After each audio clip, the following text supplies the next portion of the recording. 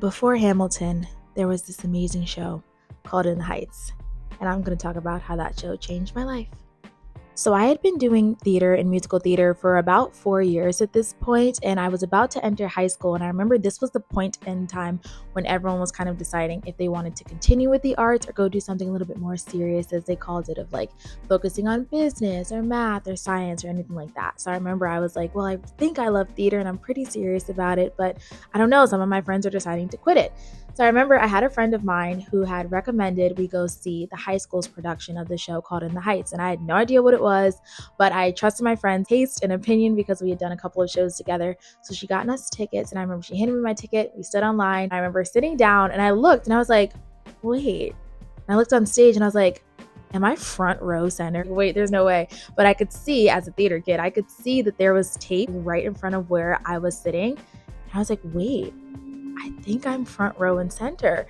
And that excited me to no end because I had never sat front row center for any show before. So I was like, wait, this is going to be amazing. So my first impression was that I was immediately impressed with the set. I had never seen a Broadway show at this point. I saw my first Broadway show, I think, when I was 16. So I was maybe around 13 at the time. And I remember thinking the set looked so elaborate. And I mean, from like the details of the Piragua cart, they had a balcony that kind of just resembled a New York apartment. They had a nail salon set up. They had a bodega set up. And I was like, wait, this is giving Broadway level. Me at 13 was like, this is impressive, because I had never seen a set just this elaborate before. And the use of the stage, of like the levels, from like the small detail, even like the grate that you pull down when you close the store, they had that in the show. And I was like, this is insane. They revealed that, it was spoiler alert, but they revealed that, later in the show. I was like, this is impressive. Like the mural on the grate, hands down, this was Tony Award for me. Okay, I was like deeply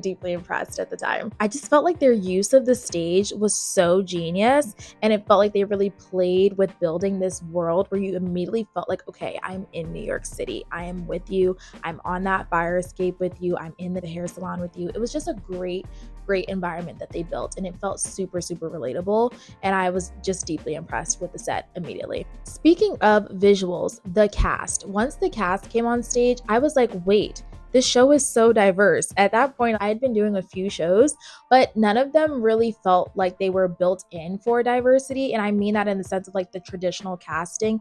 I had done maybe Guys and Dolls, Music Man. I guess I had done Aladdin, and Aladdin was pretty diverse. But aside from that, like most of the shows that I had done really didn't have super diverse casts. So seeing a group of Black and brown folks leading the pack for the actual characters was deeply impressive to me. And I immediately felt like, wait, I can see myself on stage. And for me at 13, that was super important. And it just made this huge impact of, wait, maybe I can be on stage and sing and dance at an older age. I don't have to stop doing it just because it's seen as like this fun thing that you do now, but then you get serious when you're older, because there's serious high schoolers that are doing it, and I could see them on Broadway at that point. So I was like, wait, just seeing a diverse cast was just incredibly impressive to me and inspiring.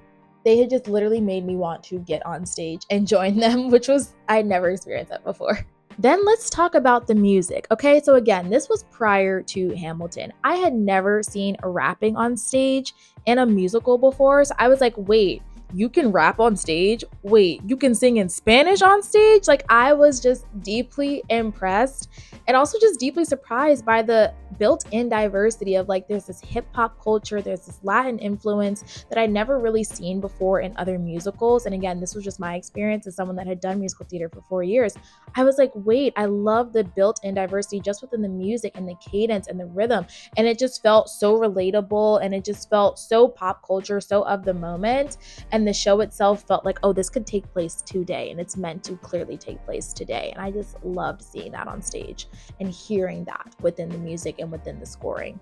Then let's discuss the story. The story itself was just deeply inspiring because it's talking about folks that are trying to make more of their circumstances and kind of just build themselves up from really difficult situations. In the play, there's a blackout that happens, someone passes away. Like, there's a lot of different adversities that they have to face and overcome. And I just love the way that the story tells it in such an authentic way that's heartwarming, it's funny, sad, it's engaging. The play felt like it was 2.5 hours, flew by, and I was like, I want more. I want to see it again. I want to hear them tell this story again because it was so deeply engaging and heartwarming and sentimental and funny and just really riveting. For me at 13, I was sad. It was great. Truly within the story, it felt like the actual op, or if you will, the antagonist of the story was just New York and the struggle of surviving in a new country.